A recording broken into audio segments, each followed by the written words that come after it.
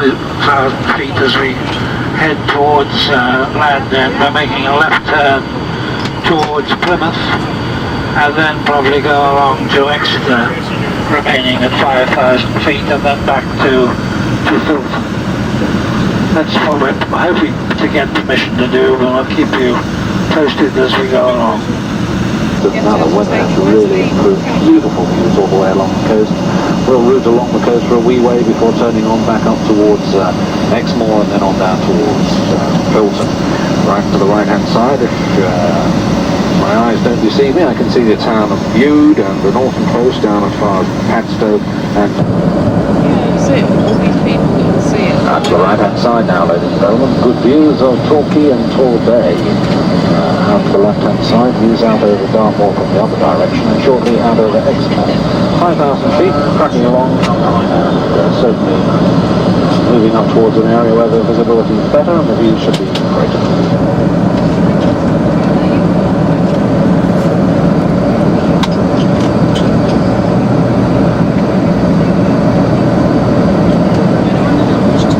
Ordered by mail order. It takes about 2 to 3 weeks to reach you. If you do want to purchase any of these things, just fill in the mail order form with a credit card number, UK address. We'll collect them in from you sometime later in the day.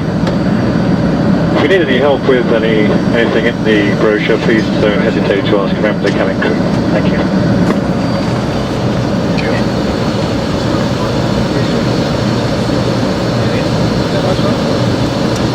15 minutes. We'll probably make a fly past over Lulsgate, the Bristol airport first, before making a visual arrival at Filton. Of course, on our first day at 002, at this particular point, we were really getting all ready for the first landing, so we went through all the motions of the briefing and everything, and we didn't have, of course, the length of time that we've spent down on the south coast. That was filled in for the benefit of making today's flight as enjoyable as possible. So we, at this stage on 002, are into the serious business of getting positioned for the landing at Fairford. And I will tell you sort of more about that as we get nearer to Filton. Again from the front deck. At this stage we're getting ready for the final part of the flight with a fly past over the top of Lulsgate and then into Filton. Now in the case of 002 on the way to Fairford, we were already more or less prepared for landing because we had the gear down, as I mentioned earlier. The nose was at 5 degrees and all we had to do was to put it down fully for the actual landing. When the main wheels on Concorde touch the ground, the pilot's eyes are 38 feet off the ground, and so that it's easy to judge the last bit of the height before touchdown, one of the crew members calls out the height from 2 radio altimeters which are situated on the pilot's panels. Unfortunately, in the case of 002, as we turned on the final approach at Fairford, both radio altimeters failed, which I thought was definitely unfriendly. And so I was left with no alternative but to eyeball the first landing, which I had no alternative but to do.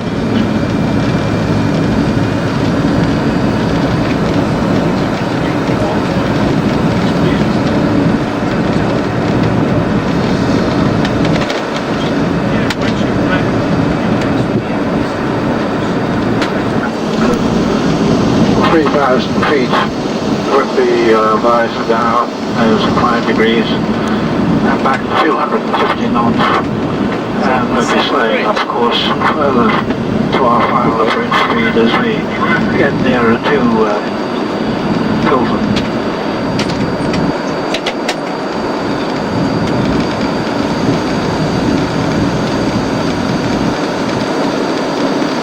Right over the city of Bristol, overflying the birthplace of Concorde as a salute to her on her 30th birthday. before routing in over Filton to join the airfield traffic circuit and come round to land once more toward the west. Good views out of the left-hand side of the 7 and the 7 bridges.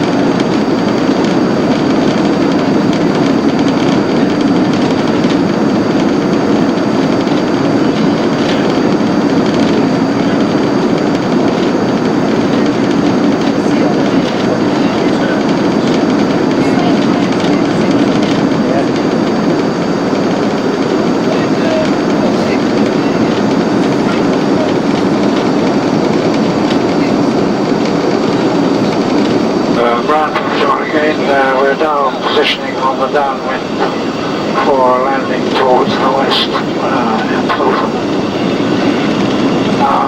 The gear actually is being lowered at this particular time, whereas on 002 of course it was already down at this point. And at this stage, not known to myself, we had a mid-air collision reported near Misra, as it was called, from some little light aeroplane that was rather too close to the Concorde as far as the radar people were concerned.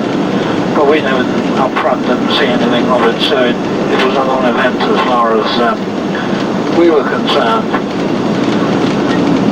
But shortly, as indeed we are at this moment, turning onto base leg, we just begun this particular maneuver when the first of the two radio altimeters failed, and the bin leader on the minute or two when we turned on the final, the second one went. And that's where I decided that life had become a bit unfriendly, but I didn't have anything other than to do the best I could.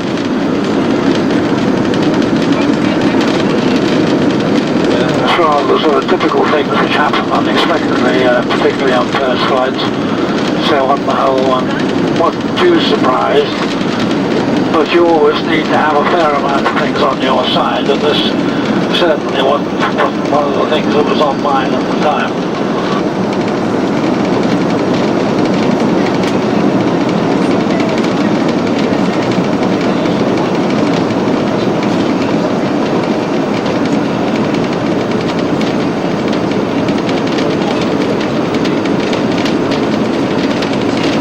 So here we are heading down now on the approach into Filton.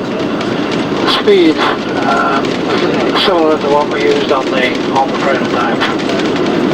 And, we were all obviously quite geared up for our first landing. Everybody doing their stuff, and I think they all enjoyed the flight very much, which I hope you'll have today. And I'll talk to you again in a few minutes.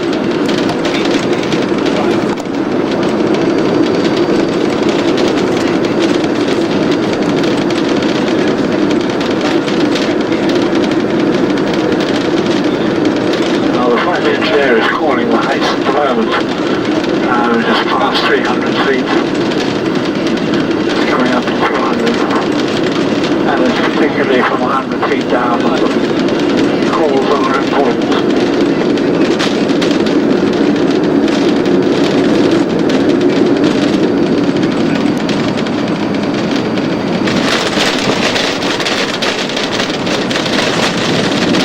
There we are, safely down.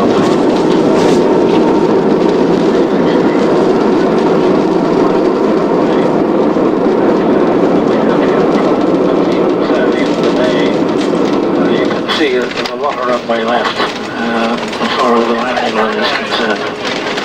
And at this point, of course, we'd started on the program, and this was a big moment for us.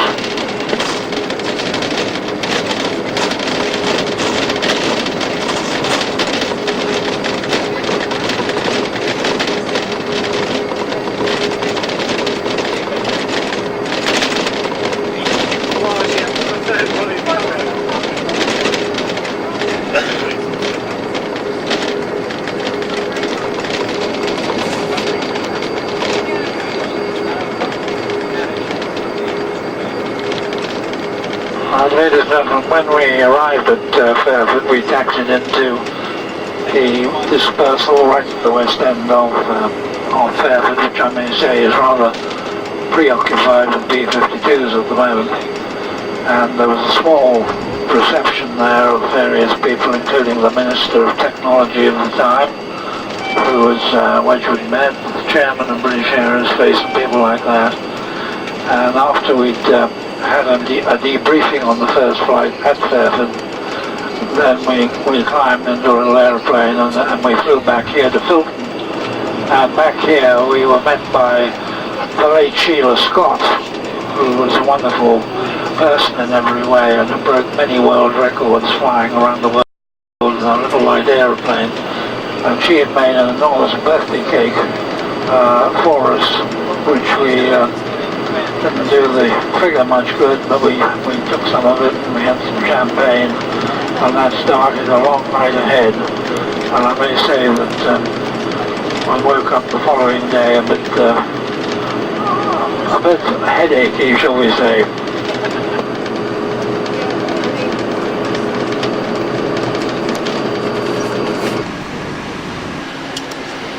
Afternoon, everyone.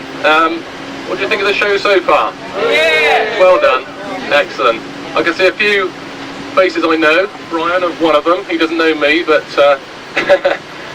I've roughly worked on Concorde for about 9 years at Aerospace now, so I'm a new boy on the block. We're just coming past the hangars now, where the Concorde's, this is one of the assembly lines for Concorde. There's 3 bays here, East Bay, Centre Bay and West Bay. and it was originally built in 1947 for the Brabazon aircraft, which you might have heard of, a huge aircraft, civil aircraft, 8 engines. Later in the day, this was used as one site for building Concorde. The other site was in Toulouse in France, and it was envisaged with the original order book that we had for Concorde that we would build 10 Concordes at a time in here. That's the amount you could get in, 10 to 11. Okay? Now, the activity you see going on here is the A300 freighter conversion that we're carrying out at the moment. And I think at the moment we've got orders for 70 of these. These are aircraft that were built in the, well, went into service in 1972, civil aircraft, and they've basically reached the end of their useful life as a passenger aircraft. They're very cheap to buy, second hand, and they're relatively cheap to convert, so they're a real workhorse now. Still plenty of life left in them there.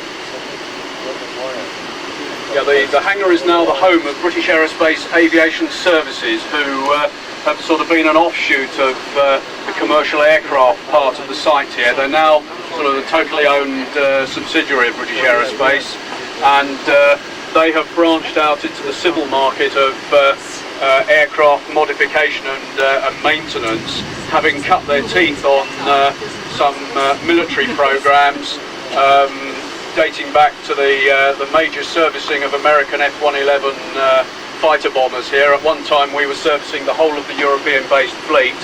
That then moved on to major modification of the RAF, or rather ex-British Airways VC-10 aircraft, which were converted into air-to-air refuelling tankers.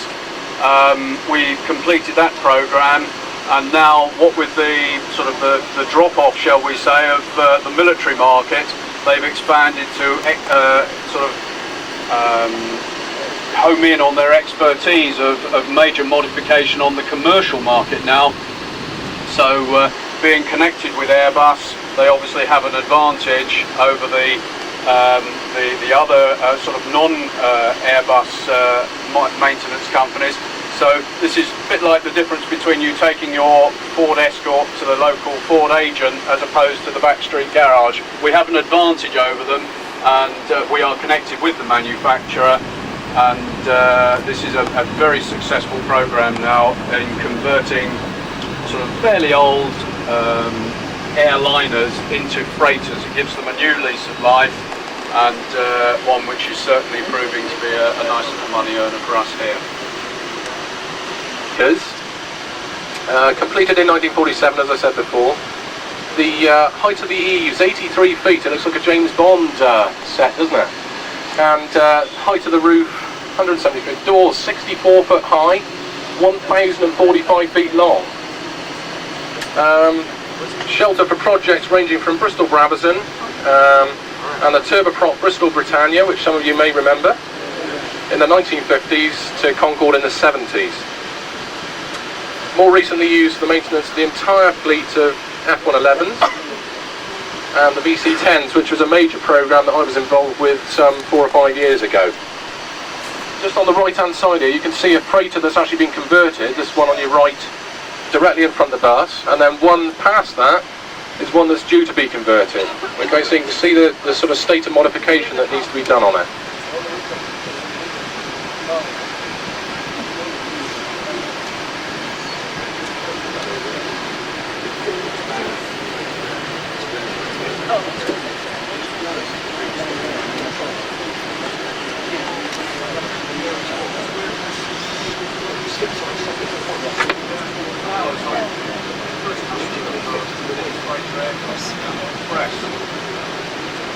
Yeah, the first customer that we had, the launch customer for this freighter conversion, was in fact Channel Express. And there is certainly an expanding market for this type of aircraft as a freighter, because as I said to a gentleman down the front here, how else do you get your fresh tropical fruit in Tesco's? You know, there is an increasing market in fresh produce and things like that, where the speed is of the essence. One of the other programs, we are sort of specialising here at the moment on site in the design and the manufacture of wings for the whole of the Airbus family. The building in front of us there is what houses one of the other sort of, I'm sure they'd hate to hear me call it a sideline.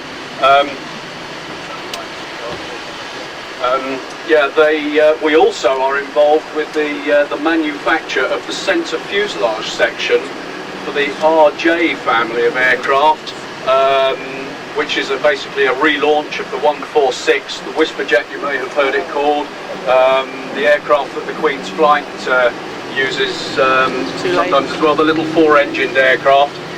Well, the fuselage section, you can see some of the skin panels in there being put together, ready for going into the other section next door. Is the actual wind tunnel and the working section itself. Projects they've worked on in there have included, in addition to work on wings and sort of in the landing and takeoff configurations, the Ferrari Grand Prix team were testing a car design in there until recently. They've tested oil rigs, they've tested men on skis, they've tested all sorts of things in there. Some of them real live people in there as well. They did some measurements on somebody, but yes, models, yes. I mean, the working section itself, which is the bit where the model goes, is around about 8 to 10 feet wide, something like that. So you can get some reasonably large models in there. Was it? Oh, it was it? Right, I stand corrected then. Certainly we have photographs of wooden framed buses being put together in this building up here. So from the origins of the site, which is where it was a bus factory, it was the terminus of the tram network in Bristol as well. All really down to the hard work of Sir George White, who was a true Victorian entrepreneur, who really started off the aircraft work at this site. He sort of discovered this newfangled invention called the flying machine, and first of all brought back a kit which was hopelessly underpowered. Decided he could do better himself, and to cut a long story short, the first aircraft that actually went into production here was the Bristol Challenger biplane, which you may have heard more commonly called the box kite. We've got a few refreshments lined up for you now in our restaurant here. There's a bit of a display. Chance for... Of course, I rang. Somehow I left my name, and I didn't think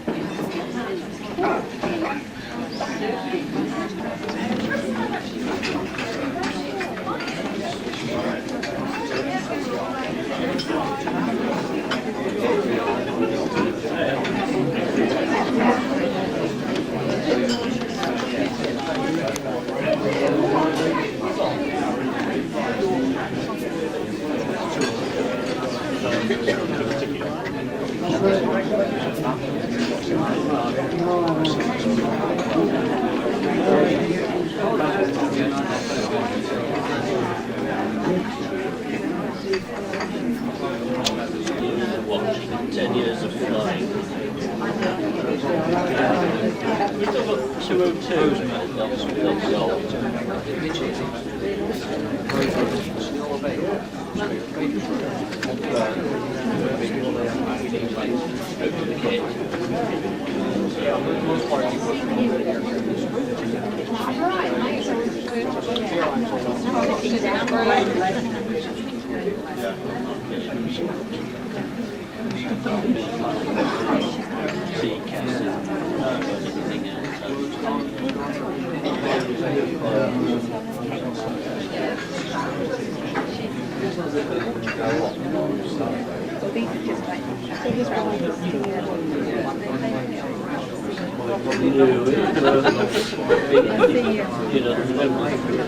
They made that. And then September, October, November, December, yeah. And then spacious. Yeah, that's kind of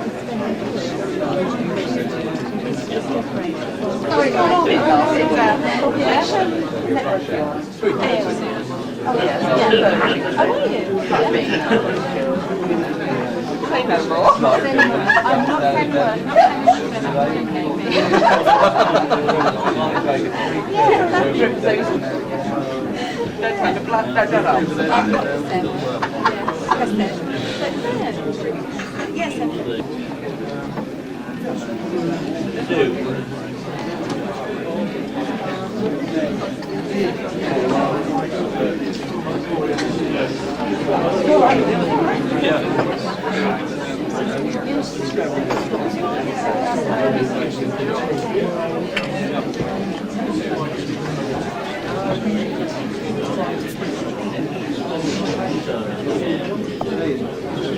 You warm up quite slowly. If we run it up to even to idle power now, the whole aeroplane would vibrate.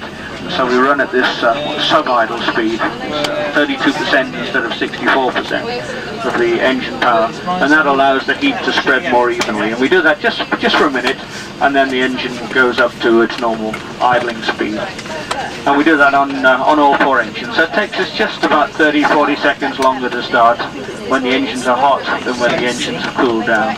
What have you got there? As you know, we're going out to the west, and we'll be going through the sound barrier this time, which means we'll leave the power on for much longer, but I'll talk to you about that as we do it, and I'll certainly ensure that you don't miss going through the sound barrier.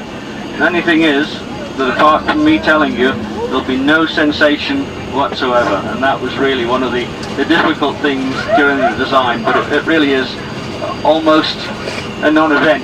It's a major event in being a non-event, if you follow what I mean. So we've got the two engines turning now, and soon we'll be turning the other two. Covering their ears. This is the last takeoff.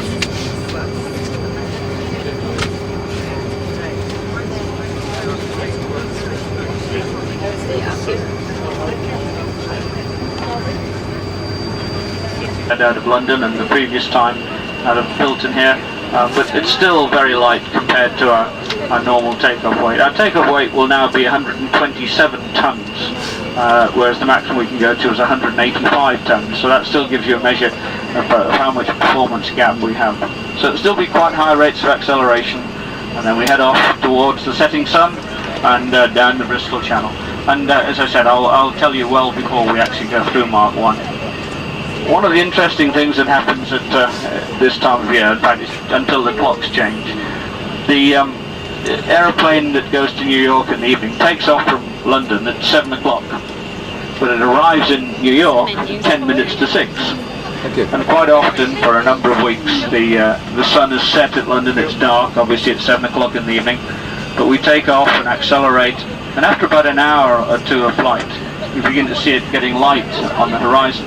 And then you see the sun come up, but the sun is coming up in the west and not in the east as normal, because we're going so much quicker than the Earth's rotation rate that we catch the sun up. And towards the end of March, we actually take off in darkness, and then we land in daylight, and we see the same sun setting again.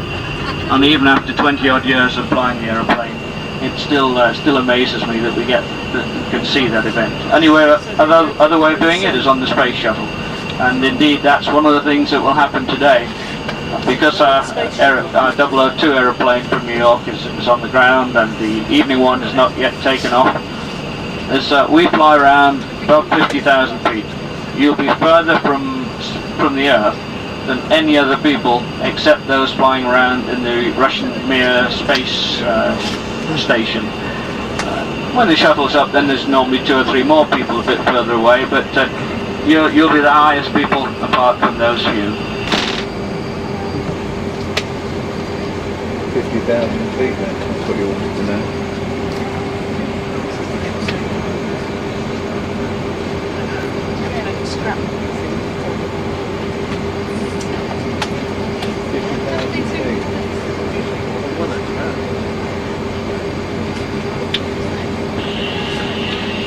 Coming through doors automatic and cross check, please.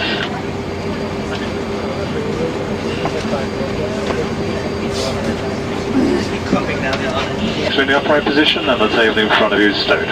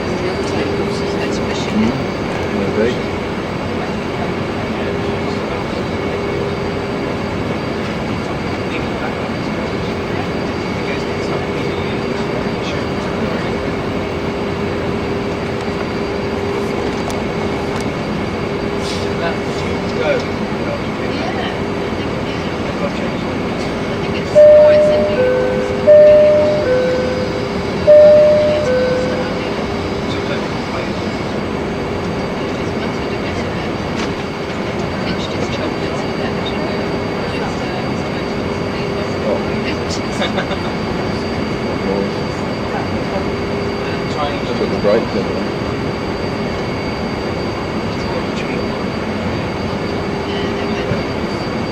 What he's doing, what I'm trying to do, down in the cockpit.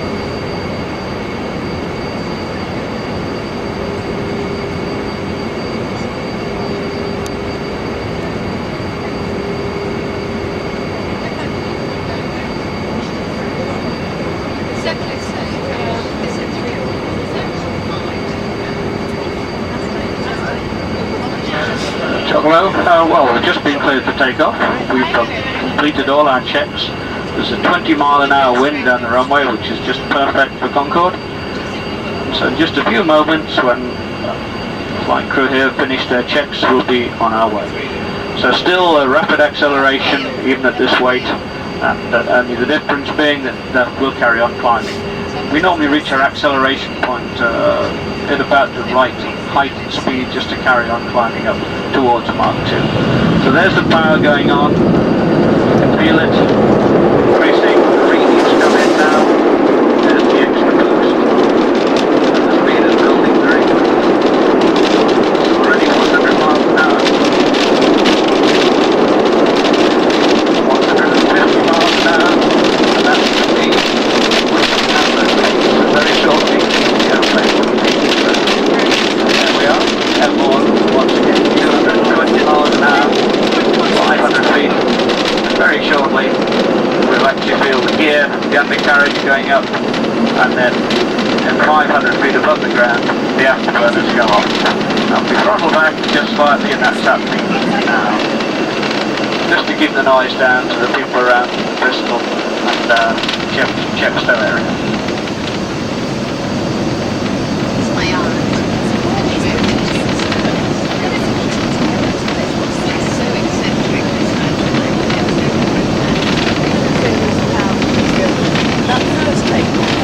We've just said goodbye to Hilton Tower. The nose and rise of the aeroplane has been raised because this time we can accelerate much more quickly. So the aeroplane is now ready to carry on climbing. And we should go through Mach 1, through the sandbar, at about 30,000 feet. But I'll tell you well before we get there. Speed now 320 miles an hour.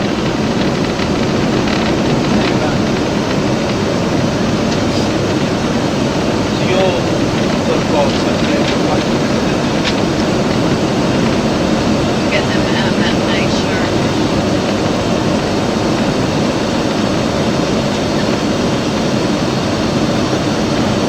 I said that first thing.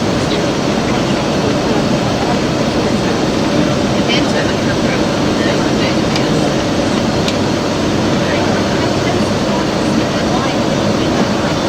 It's up to green line. It's not about to see. It's supposed to vary. It needs to stand up, Kelly. Yeah.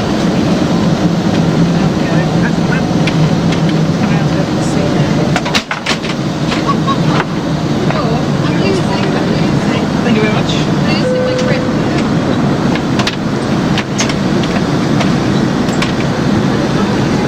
Yeah. The acceleration. Careful when you walk up. Now climbing up through 400 miles an hour. Power has been put back on, and we will climb up this configuration and this speed until we get to about 30,000 feet where we can get through the sandbar.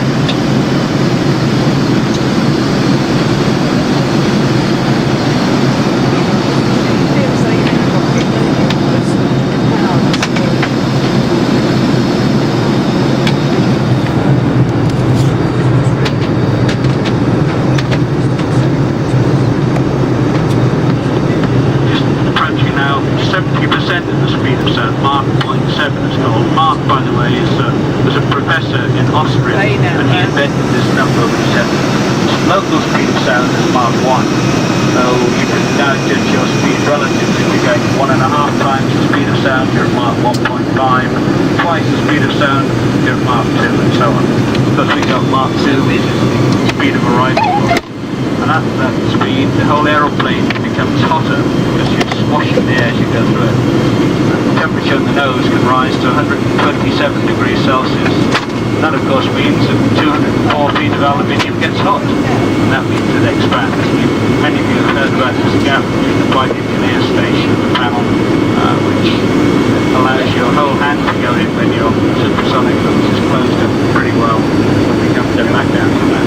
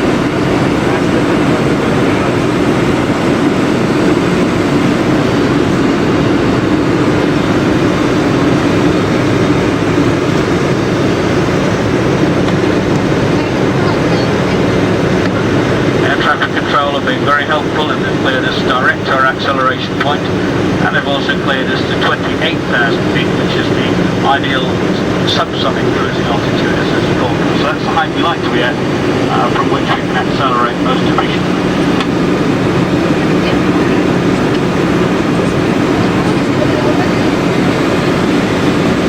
Aircraft of one sort or another. So those of you that have read books and are inclined to the technicalities of the aeroplane, perhaps I can just give you a question. That is, have you ever wondered why Concorde, which travels at twice the speed of sound, is painted white, whereas the American spy planes that go just a little bit faster are painted black? So we have the Blackbird spy planes and the gleaming white Concorde. Perhaps I can just leave you to think about that.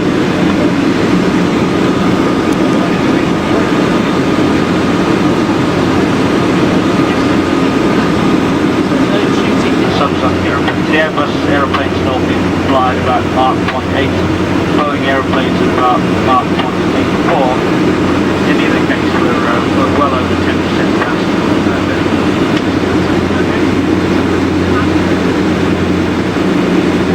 Take that photograph down the aisle. Reapplied full power. There go the first pair of afterburners are readings. There go the second pair. You feel that slight push. The aeroplane now begins to climb and accelerate. Mach 0.98. Mach 0.99.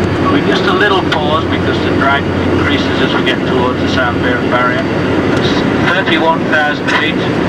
Mach 0.95, 96, 97, 99, and there we are through Mach 1.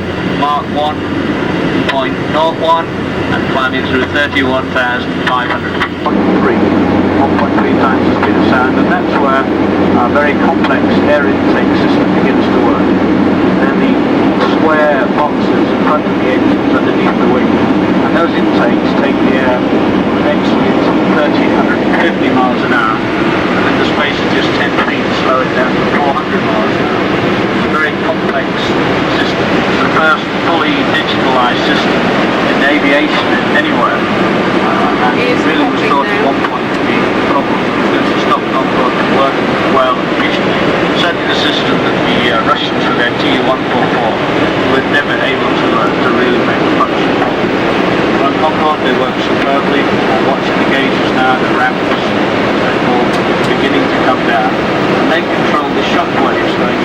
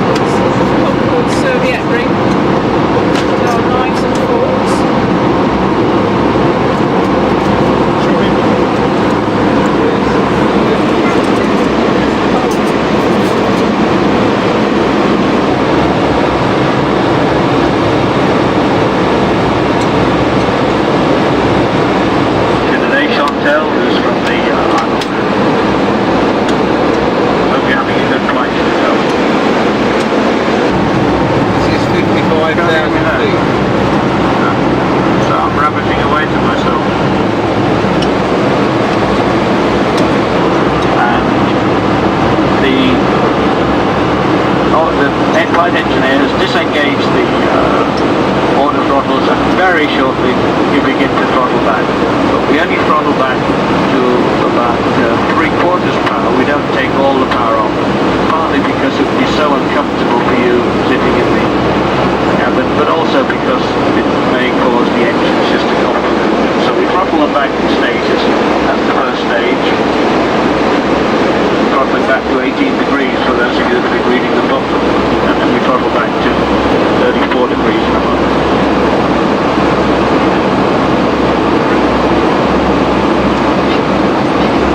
It's 56,000 feet at Mach 2.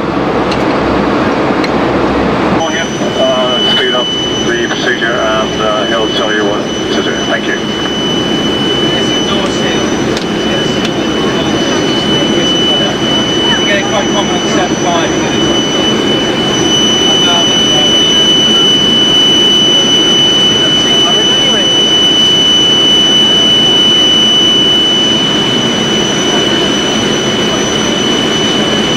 Called a downwind leg now. We're flying away from the airport, so we're flying to the east. We're descending to 4,000 feet. Speed is now back to 250 knots, that's 280 miles an hour. The nose and visor has been lowered, so very shortly we'll be turning left and then left again so that we can establish inbound to Heathrow. Landing, I believe, runway 27 right, which was the runway that we took off on just a few short hours ago.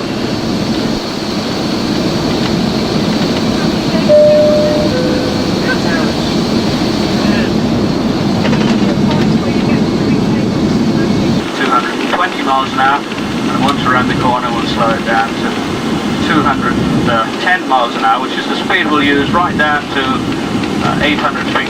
800 feet we then slow down a little more, and today, this afternoon, the final approach speed will be about 185 miles an hour.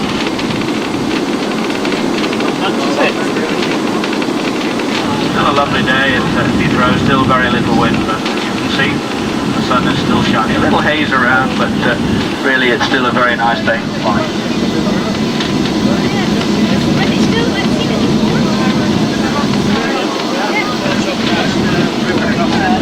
Coming through seats and landing, please.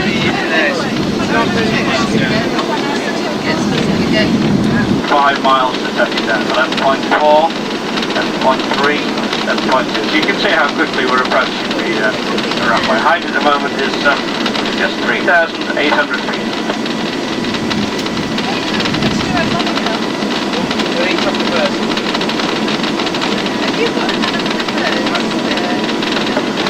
At 10 miles, the undercarriage is being lowered. You can feel it going down. Paul, the first officer who's flying the aeroplane, has just taken the autopilot out, so he'll be doing the landing on from this approach. And speed now back to our final approach speed. Our intermediate approach speed, which is about 210, 215 miles an hour. 188 knots for those of you who want to be precise.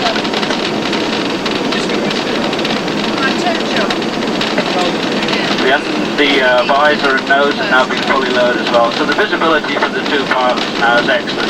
It's as good as any other subsonic aeroplane, except today they're flying towards the sun, so they can't see too far ahead. But it's one of the things that you're sitting in the front seat, you've got an excellent amount of visibility. Just 3 or 4 feet back, then it looks as if there's only a small space. It's a bit like looking out of a window in a castle with a big wall.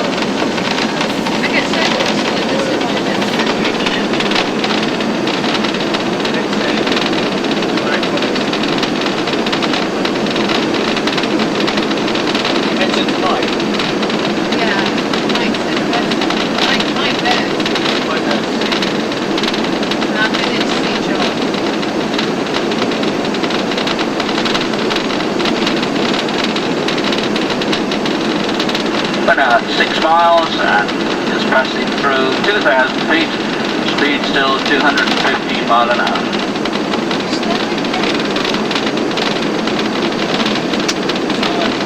When you last gone to mine?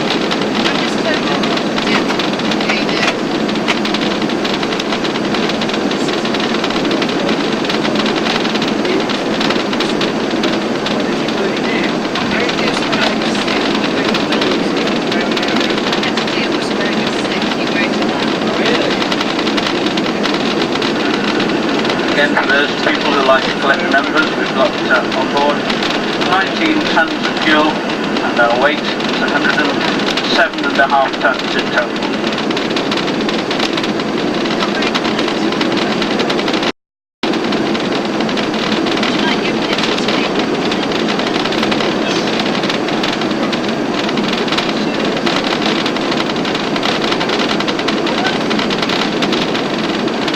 Miles, 1,000 feet.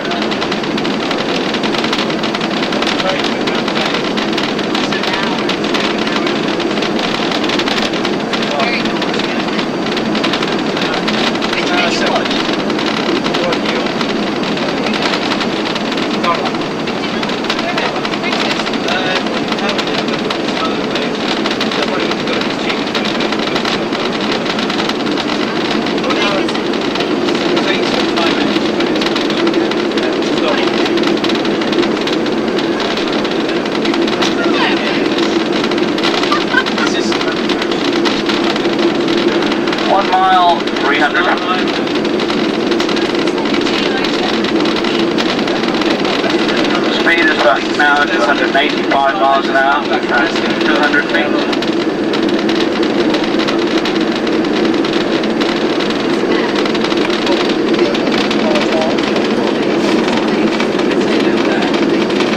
Now 100 feet. 50, 40, 30.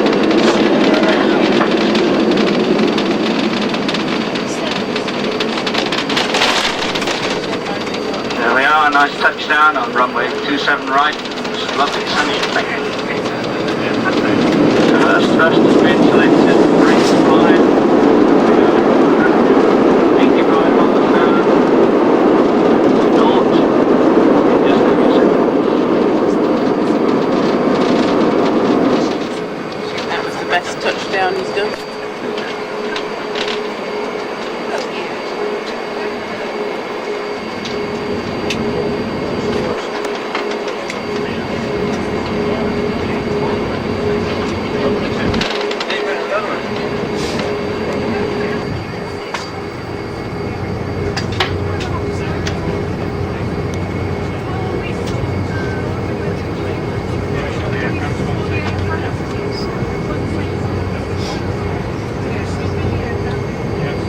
Well, here we are, back on the gate at Heathrow, something of what Concorde can do. So it just remains for me to say, once again, I hope you enjoyed yourself. I hope we'll see you again on Concorde someday, and I hope you have a safe and pleasant onward journey. Thank you very much for travelling with us, and thank you also to Colin Mitchell and Goodwood for organising another fantastic day. They always seem to come up trumps and organise these wonderful events. So thanks once again, Colin. On behalf of Goodwood Travel and all of yourselves, I'd like to thank Captain Mike Bannister for flying us so safely this afternoon, Jock Lowe for all his wonderful commentary today, and of course Mike Smith and all of his cabin crew who kept us fed and watered all through the day today. Gentlemen, the Captain Mike Bannister, well, after all of that, what can I say? Except that we hope to see you all again in 30 years' time for the next 30th anniversary of Concorde. Of course, there will be some more before then. And indeed, Goodwood Travel do celebrate many of our special occasions, so why not look out in their brochure for another fabulous trip to join us again. If not, join us on a British Airways scheduled flight on Concorde taking you to New York or to Barbados. It really has been great fun. We found it memorable. Hope you have as well. It's been great meeting you all. Great seeing you. We look forward to seeing you again soon. Bye. He's done in the toilet being sick. So ladies and gentlemen, it's Maggie again. Once we disembark from the aircraft, please make your way through the lounge. We'll endeavour to lead you through. For those of you that require it, there will be 2 coaches on the upper level to take us back to the Sheraton Skyline. And may I say thank you once again for travelling with Goodwood Travel, and hope to see you again on a future trip. So we've got to